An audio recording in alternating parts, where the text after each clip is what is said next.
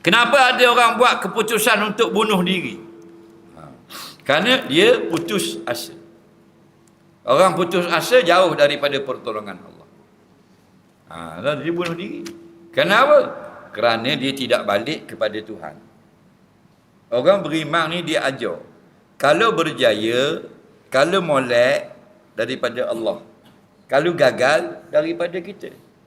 Hak molek hasanah. Faminallah, daripada Allah. Tapi kalau sayyi'ah, faminafsik. Kalau hak tak molek kita. Batu kita berusaha. Kereta comel dah, tayar baru belaka dah, enjin belaka molek, minyak penuh belaka. Faham lagi? Tapi yang menyampaikan kita ke Kuala Lumpur, Allah. Ikhtiar belaka dah, kilang comel dah, berhasut barang-barang jentera terbaru dah, serah pula pada Allah, gagal atau berjayanya. Nampak? Sebab tu bila gagal, innalillah, aku milik Allah. Belum sampai masa aku berjaya. Tapi kalau berjaya, alhamdulillah, segala puji bagimu ya Allah. Tanpa pertolonganmu, aku tidak akan dapat mengecapi kejayaan ini.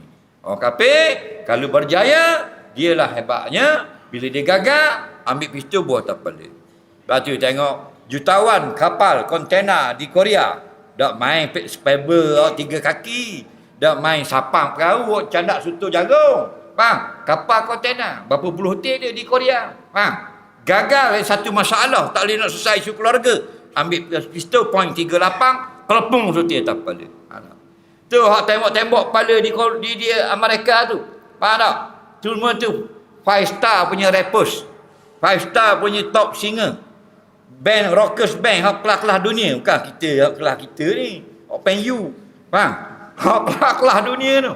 Konsert hebat-hebat. Bunuh diri. Penyanyi-penyanyi hak kelas-kelas. Hollywood.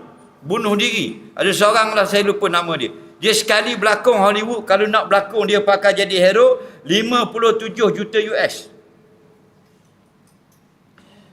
Kita 3 minggu berlakon, pernah panas tering duduk atas bola tang tunang, 500 riyal boleh. Satu filem 57 juta. Bulan tahun lepas, 2025 bunuh diri.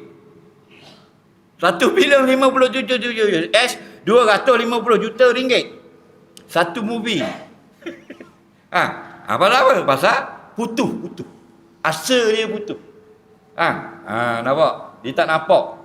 Itu sebagai ujian, tidak berpegang dengan qada dan qadar, keimanan yang hilang. Selagi kita duk ingat duduk ikut ke hati sangat. Hati menjadi raja. Ikut hati bunuh diri, ikut hati bunuh orang. Ikut hati tu. Nak suruh puasnya hati dia, dia bunuh diri dia. Nak suruh puas hati dia, dia bunuh kawan dia. Nak suruh puas hati dia, dia bunuh kekasih dia. Maka kena tikam 60 tikaman. Padahal tikam sekali mati dah 60. Apa? Nak suruh puas hati.